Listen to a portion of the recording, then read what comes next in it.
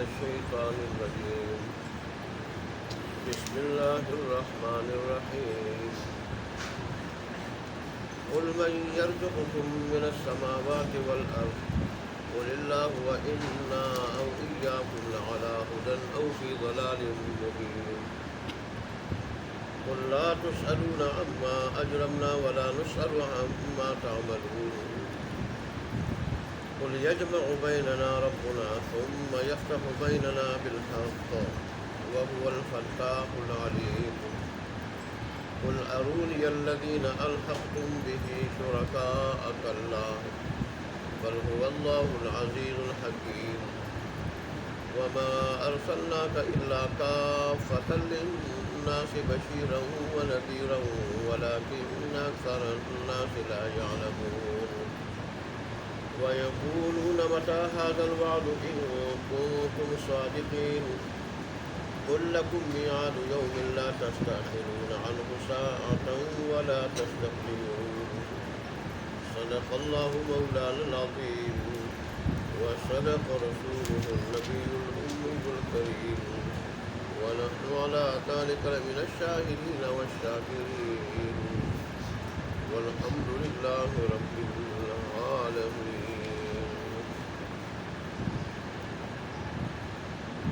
آج کی جو آیات ہے ان میں بھی اللہ تبارک و تعالیٰ نے اپنی وحدانیت کے عقلی دلائل ذکر کیے.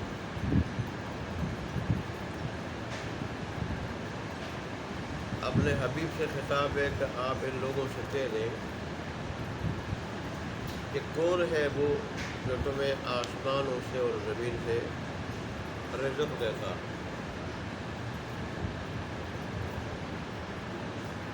آسمان سے بارش برستی ہے اللہ کے حکم سے، اور پھر جب زمین کو پہنچتی ہے تو زمین میں روئیدگی کی قوت پیدا ہوتی ہے، پیدا کرنے کی قوت پیدا ہوتی ہے، اور اس طرح بارش کے نتیجے میں پھر پودے پیدا ہوتے ہیں، پھر وہ بڑے ہو کے درخت بنتے ہیں، ان سے پھل پیدا ہوتا ہے، ایسا ہی اناج پیدا ہوتا ہے اور سبزیاں پیدا ہوتی ہیں، گھاس پیدا ہوتی ہے. جو یہ چیزیں حضرت انسان اور اس کی مویشیوں کے کام آتی ہیں. قرآن مجید کی مختلف آیات کا مطالعہ کرنے سے پتہ چلتا ہے کہ صرف بارش کے نزول سے روزی، ترکاریاں، سبزیاں، یہ چیزیں پیدا نہیں ہوتی، بلکہ اس میں اللہ تبارک و تعالیٰ کی کامل قدرت کے اور بھی بڑے کرشمے کام کر رہے ہوتے ہیں. جیسے اللہ تبارک نے دوسری جگہ ارشاد فرمایا کہ دیکھو جو روزی تم کھاتے ہو اس کی طرف ذرا توجہ دو، اس کی طرف توجہ کرو جو روزی کھاتے ہو. آسمان سے ہم نے پانی اتارا اور پھر زمین کو ہم نے پھاڑا، اور اسی طرح زمین کو پھاڑ کے وہاں سے ہم نے پھر کومپل کی شکل میں، نرم نازک کومپل کی شکل میں سبزیاں، ترکاریاں، اناج، غلہ، پھل پھول وہ گئے جو بعد میں بڑے ہو کر تمہاری خوراک کا ذریعہ بنے. اللہ دیکھیں اللہ تبارک اللہ کی کامل قدرت کا اندازہ اس سے لگا لے. کھجور کی جو گٹھڑی ہوتی ہے کتنی سخت ہوتی ہے، ہڈی کی طرح سخت ہوتی ہے، ہڈی کی طرح، اور اسے نکلنے والی کومپل کتنی نازک ہوتی ہے اور نرم ہوتی ہے کہ اگر دو آدمیوں میں یوں مسل لے آدمی تو ختم ہو جائے. قرآن مجید میں اس کا بھی ذکر ہے، اور احادیث میں کہ دیکھو تم نے تو زیادہ سے زیادہ یہ کیا، کھجور کی گٹھلی زمین میں رکھ، اس کے اوپر منو مٹھی تھی، پھر زمین کی گٹھلی، کھجور کی گٹھلی کتنی سخت تھی، گندم کا دانہ کتنا سخت ہوتا ہے، اسی طرح مکئی کا دانہ اور دیگر بیج کے دانے کتنے سخت ہوتے ہیں. تو اس سخت بیج سے نرم و نازک کومپل نکالنے والا کون ہے کہ اگر مسل انگلی میں ختم ہو جائے لیکن ہڈی کی طرح سخت گٹھلی سے وہ نکل جاتی ہے. اور اس طرح اوپر منو مٹی ہو کے اس زمین کو پھاڑتے ہوئے نرم و نازک قوم پر پھاڑتے ہوئے نکل جاتی. یہ کس کی قدرت کے کرشمے کار فرما ہوتے ہیں؟ اللہ فرماتے ہیں کہ میری قدرت کے کرشمے کار فرما ہوتے ہیں. اس لیے تو حضرت انسان کو حکم ہے کہ روٹی کھاؤ تو بسم اللہ پڑھ کے کھاؤ. اس کا مطلب یہی ہے کہ اگر اللہ تبارک و تعالیٰ کی مدد شامل حال نہ ہوتی تو یہ لقمہ جو میں لے رہا ہوں یہ میرے منہ تک نہ پہنچتا. ایک اللہ نے بسم اللہ میں ہمیں بہت بڑا سبق سمجھا دیا، بہت بڑا، اتنا بڑا سبق کہ اگر اس پہ دنوں تقریر کی جائے تو دن تو ختم ہو جائیں گے، تقریر ختم نہیں ہوگی. کہ اللہ تبارک و تعالیٰ نے یہ حقیقت دکھا دی کہ دیکھ میں بارش نہ برساتا پھر کیسے ہوتی، فصل کیسی ہوتی، انسان کی ضروریات کیسے پوری ہوتی، یہ لقمہ کیسے منہ تک پہنچتا. میں اگر بارش برساتا اور پھر زمین کو پھاڑتے ہوئے کومپل نہ نکالتا، میں بیج کو زمین میں خراب کر دیتا، خراب ہونے دیتا، اور پھر اگر وہ بڑی ہو جاتی فصل اور اوپر سے بارش ہو جاتی، اولے پڑ جاتے اور وہ فصل ختم ہو جاتی، پھر ایسے ہی اگر انسان کے ہاتھ تک وہ پہنچ پاتی روزی، لیکن انسان کینسر کا مریض ہوتا، السر معدے کا مریض ہوتا اور خطرناک بیماریوں کا مریض ہوتا، تو لقمہ سامنے ہونے کے باوجود، دسترخوان پہ پڑے ہونے کے باوجود کیسے منہ تک جاتا. اس لیے اللہ نے فرمایا کہ ایک بارش سے لے کے تجھے ساری کی ساری رکاوٹوں سے بچا کے تیرے منہ تک لقمہ پہنچانے والا میں ہوں. تو اس کا اقرار کر لے تاکہ تو نمک حرام نہ بن جائے، نمک حلال بن جائے، ناشکرہ نہ بن جائے، شکر گزار بن جائے. مجھ اللہ کو شاکر بندہ بڑا پسند ہے جو اتنا ہی کہہ دے، شکر تو ادا کر نہیں سکتا لیکن میری طرف سے نعمت کو سمجھتے ہوئے زبان سے اس کا اقرار کر لے تو میری طرف، اس بندے کی طرف سے میرے یہ کافی ہے. بسم اللہ کا یہ فلسفہ ہے، اس میں ان ساری چیزوں کا انسان اقرار کر کے لقمہ منہ میں ڈالتا.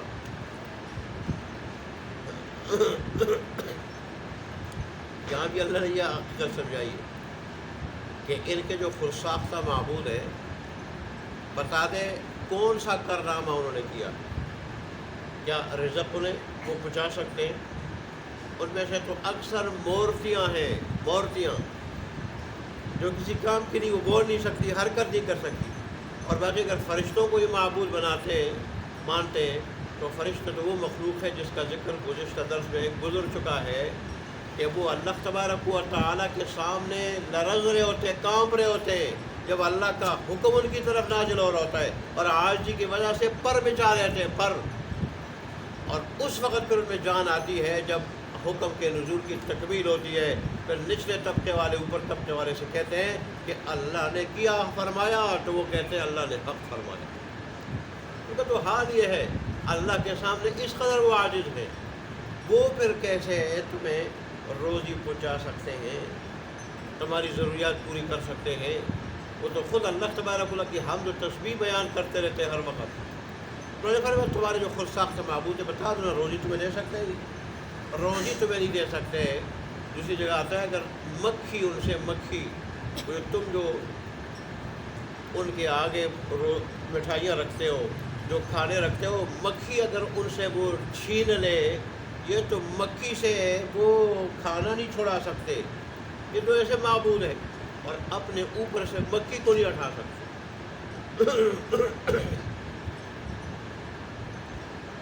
اس لیے اللہ تبارک و تعالیٰ نے ایک بہت بڑی حقیقت کی طرف اشارہ فرمایا. پھر حضرت انسان کی جو زمین ہے حضرت انسان کے لیے نے بنائی، اس میں معدنیات کی شکل میں کتنی چیزیں ہیں جس کی وجہ سے آج کا انسان متمدن انسان بنا ہوا ہے، ترقی یافتہ انسان بنا ہوا ہے. اگر یہ معدنیات نہ نکالے تو انسان متمدن نہ بن سکے، ترقی یافتہ نہ بن سکے، اور وہ ملک متمدن اور ترقی یافتہ مہذب نہ بن سکے. تو وہ معدنیات کس نے بنائی زمین کے اندر؟ اس لیے تو اللہ تبارک و تعالیٰ نے دوسری جگہ ارشاد فرمایا کہ کیا زمین کو میں نے تیری روزی کا ذریعہ نہیں بنایا؟ کتنی ضروریات تیری میں نے زمین کے اندر رکھ دی ہے، لکڑی، کوئلہ، تانبا، پیتل، سونا، چاندی، پیٹرول، مٹی کا تیل، ڈیزل وغیرہ، کتنی چیز ہے۔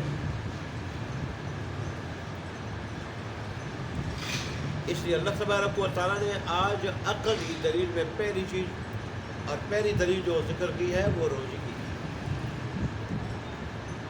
کہتے ہیں یہ اگر آپ کو اس کا جواب نہ دے سکے، حالانکہ جواب ایک ہی متعین ہے کہ اللہ کے سوا کوئی روزی رساں نہیں ہے، تو آپ خود ہی کہہ دیں قل اللہ، اللہ ہی ہے جو روزی دیتا۔ اور اللہ کی روزی پہنچانے کے عجیب و غریب واقعات اللہ تبارک و تعالیٰ کے جو ذکر کرتے ہیں، علماء ذکر کرتے ہیں۔ اللہ اکبر۔ جیسے ایک جگہ پانی میں پتے کے اوپر ایک چیونٹی تھی، اور چیونٹی کے بعد جو پر اور بازو ہوتے ہیں وہ کٹے ہوئے تھے، لنگڑی چیونٹی۔ تو اوپر ایک پرندہ تھا، وہ دانہ لایا تھا اپنے بچوں کے لیے، تو اللہ تبارک و تعالیٰ نے وہ دانہ اس کے منہ سے گرا کے چیونٹی کے پتے پہ پھینک دیا، اور چیونٹی کے لیے وہ روزی اور خوراک کا ذریعہ بنا وہ دانہ۔ پرندہ پہ جا کے اور دانے لے آئے، لیکن یہ اللہ نے گرایا تاکہ چیونٹی کی خوراک بن جائے۔ اور جیسے میں نے آپ کو پہلے موسیٰ علیہ السلام کا واقعہ بیان کیا تھا کہ جب اللہ تبارک و تعالیٰ نے حکم دیا فرعون کی طرف جاؤ، تو ان کے دل میں خیال پیدا ہوا گھر والوں کو کیا بنے گا۔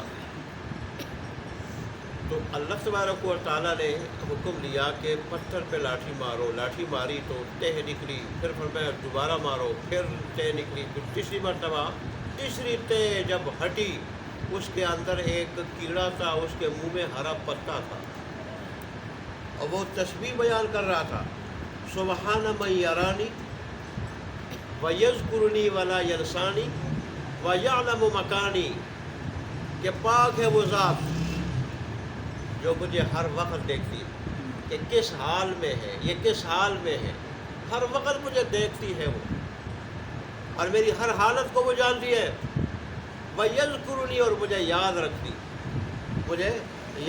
ہے، ولا ینسانی، اور مجھے بھلاتی نہیں ہے۔ اس تہ پتھر کے اندر بھی وہ روزی پہنچا رہی ہے، وَيَعْلَمُ مَكَانِي، اور میرے مکان کو، میری جگہ کو بھی وہ ذات جانتی۔ اب میں 3 تہ کے اندر رہ رہا ہوں میں، کیڑا و تسبیح بیان کر، 3 تہ کے اندر، پتھر کے 3 تہ ہے اس کے اندر، کس کو پتہ نہیں یہاں کون ہے، اللہ یہاں بھی مجھے ہرا پتا پہنچا رہا ہے۔ تو اللہ نے اپنی وحدانیت کی عقلی جو دلیل ہے وہ یہ کہ دیکھو تمہیں روزی کے کون پہنچا رہا ہے اور کس طریقے سے پہنچا رہا ہے اللہ تبارک و تعالیٰ۔ اسی طرح اللہ جو انسان کو بچاتا ہے، جب تک انسان کی روزی ہے اس کو موت نہیں آ سکتی، اور جیسے موت اس کو ڈھونڈ رہی ہوتی ہے ایسے اس کی روزی بھی اس کو ڈھونڈ رہی ہوتی ہے۔ جیسے حضرت بختیار کاکی رحمۃ اللہ علیہ، بہت بڑے بزرگ گزرے، دریا کے کنارے جا رہے تھے تو ایک بچھو جا رہا تھا، تو اللہ نے دل میں ایک بات ڈالی کہ آج میں دیکھنا چاہتا ہوں کہ اس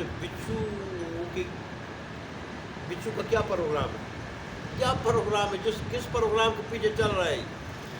جب اللہ نے دل میں بات ڈالی، چل پڑے بچھو کے پیچھے، تو بچھو دریا کے کنارے جا رہا تھا، ایک جگہ تک جا کے ادھر دریا کی طرف اس نے رخ کر دی۔ انہوں نے دیکھا کہ دریا کے بالکل جب کنارے پہنچا تو وہاں دیکھا وہاں ایک کچھوا کھڑا تھا، کچھوا گویا پہلے سے تیار کھڑا تھا، اس کا انتظار کر رہا تھا، اور اس نے جو ہی کچھوے کو دیکھا تو چلانگ لگائی، اس کے پشت کے اوپر سوار ہوا، اور کچھوا جب یہ سوار ہوا چل پڑا۔ اللہ کا بہت بڑا نظام ہے، بڑا نظام ہے۔ جیسے اللہ نے ایک جگہ سورہ واقعہ میں شمسی نظام کی قسم کھائی تو اللہ نے فرمایا کہ دیکھو یہ بہت بڑی قسم ہے، اس لیے کہ میں نے ایک بڑے نظام کو تمہارے سامنے پیش کے قسم کھائی ہے، اگر تم اس نظام میں غور فکر کرو تو پھر سمجھ جاؤ کہ جو کچھ میں نے کہا ہے وہ بالکل برحق ہے، میری قدرت کو سمجھ جاؤ گے۔ چنانچہ وہ کچھوا جب چل پڑا تو یہ بزرگ نے ایک کشتی پکڑی اور یہ بھی جو ہے نا پیچھے چل پڑا۔ وہ جب دریا کے اس کنارے وہ کچھوا پہنچا تو اس جو بچھو تھا اس نے چھلانگ لگائی اور چل پڑا، کچھوا وہاں کھڑا رہا، یہ بزرگ بھی پیچھے چلے گئے۔ آگے جب دیکھا تو ایک آدمی درخت کے نیچے آرام کر رہا ہے اور اس کے سرانے ایک سانپ کھڑا ہے، وہ بالکل ڈسنے کی پوزیشن میں اور اتنے ہی یہ بچھو پہنچا، اس کے سر کے اوپر چھلانگ لگا کے بیٹھ گیا، اس کو کاٹا بچھو نے اور کاٹے ہی سانپ وہی مرا۔ جب وہی مرا یہ بزرگ گئے اور اس نے اس آدمی کو جگایا کہ تو آرام سے سو رہا ہے، تیرے رب نے تیری حفاظت کا غیبی کیا انتظام کیا ہے وہ دیکھ لے۔ اس نے پوچھا کیا؟ کہتے سانپ دیکھ، سانپ مرا پڑا اور یہ اس طرح مرا، پھر پورا واقعہ سنایا اس نے۔ بچھو نے اپنے کام کیا، واپس چل پڑا اور یہ بزرگ بھی پیچھے واپس چل پڑے اور پوری دریا کے کنارے جب وہ پہنچا تو کچھوا کھڑا تھا، اس نے چھلانگ لگائی، کچھوا کی پشت کے اوپر سوار ہوا اور وہاں سے وہ دوسرے کنارے پہ چل پڑا، کچھوا دوسرے کنارے پہ اس کو اتارا، وہاں سے اس نے چھلانگ لگائی، باہر چلا گیا۔ تو اللہ جب انسان کی حفاظت فرماتا ہے اس کے بھی عجیب و غریب اس کے واقعات ہیں، روزی رسانے کا ایک عجیب نظام اور ایسے ہی حفاظت کا ایک عجیب نظام۔ تو اللہ نے یہی بات ارشاد فرمائی ہے کہ یہ جو تم نے معبود بنا لیے ہیں یہ تمہیں روزی بھی پہنچا سکتے ہیں، روزی تمہیں کون پہنچاتا ہے؟ ایک عجیب و غریب نظام کے تحت فرمایا کہ تم کو اللہ۔ پھر اگلی بات اللہ نے تلطف کے انداز میں، نرمی کے انداز میں، مہربانی کے انداز میں غور فکر کرنے کی مہلت دے کے، سوچ و بچار کرنے کی مہلت دے کے کہ جس میں مد مقابل کو سمجھنے کا موقع مل جاتا ہے، کہ وہ ٹھنڈے دل سے سوچ لے کہ جو کچھ مجھے دعوت مل رہی ہے وہ برحق ہے یا میں جہاں جا رہا ہوں وہ برحق ہے۔ اللہ تبارک و تعالیٰ نے رسول اللہ کو حکم دیا، آپ انہیں کہہ رہے دیکھو آپ کے نظریات الگ ہیں، ہمارے الگ ہیں، ہم اللہ کی وحدانیت کے نظریات پہ ہیں، وہ کوئی قیامت کے نظریات پہ ہیں، اور تمہاری نظریات یہ کہ کوئی قیامت کا وقوع نہیں، اللہ کی وحدانیت کے تم قائل نہیں ہو۔ دونوں کے الگ الگ نظریات ہیں، دونوں ٹھیک نہیں ہو سکتے، ان میں سے ایک ٹھیک ہے اور ایک غلط ہے، ایک ٹھیک ہے اور ایک غلط ہے۔ تو آپ کو ٹھنڈے دل سے سوچ لینا چاہیے کہ جس طرف ہمیں یہ بلا رہے وہ راستہ ٹھیک ہے یا ہمارا راستہ ٹھیک ہے۔ ٹھنڈے دل سے غور فکر کر کے فیصلہ کر لینا، یہ نہ ہو کہ موت اس حالت میں آ جائے اور کل پھر پچھتاؤ، کل پھر تم پچھتاؤ۔ اللہ نے تلطف کے انداز میں یہ بات پوچھا۔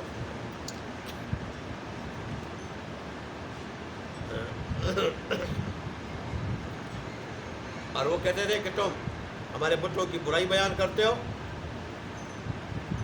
بتوں کی برائی بیان کرتے ہو، تو ہم کیسے تمہاری بات مان لیں؟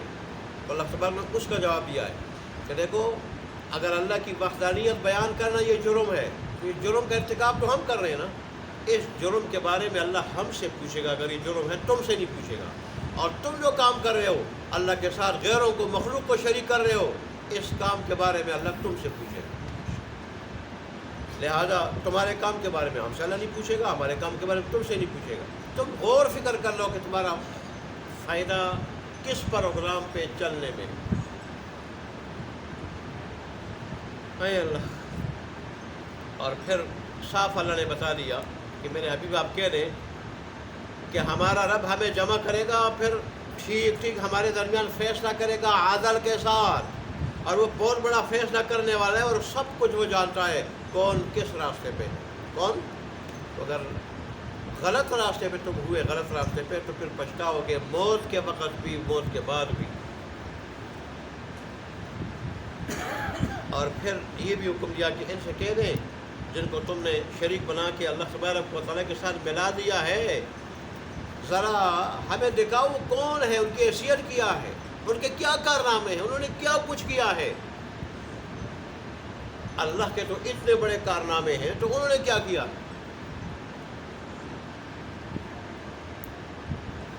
کلا، اللہ فرماتے ہیں کہ ہرگز یہ کچھ نہیں دکھا سکتے، انہوں نے کچھ کیا نہیں، نہ وہ کچھ کر سکتے ہیں۔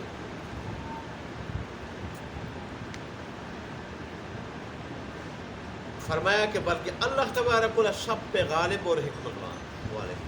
پھر آگے رسول اللہ صلی اللہ علیہ وآلہ وسلم کی بعثت عامہ کا اعلان ہے کہ اب عالمی نبی ہیں، عالمی، جس سے رسول اللہ نے فرمایا کہ اللہ تبارک نے مجھے 5 خصوصیتیں دی ہیں جو کسی اور امت کو نہیں دی۔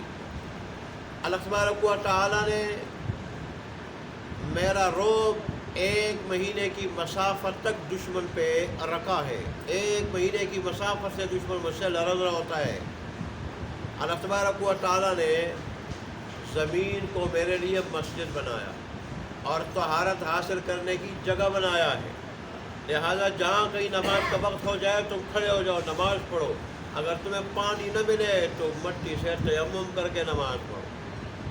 اور سابقہ امتوں کے لیے غنیمت کا مال استعمال کرنا اور کھانا حلال نہیں تھا، میرے لیے اللہ نے اس کو حلال قرار دیا ہے۔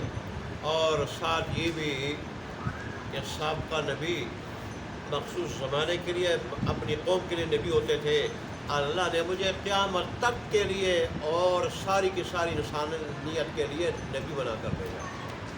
اور پھر رسول اللہ نے یہ بھی ارشاد فرمایا کہ میری امت میں سے اب میں آؤں تو سارے لوگ میری امت ہیں، یہودی ہے، عیسائی ہے، ہندو ہے، میری امت ہے۔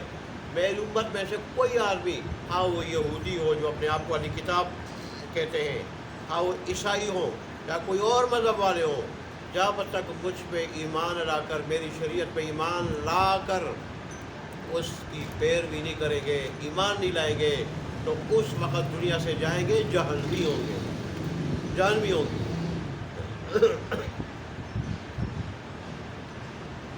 اللہ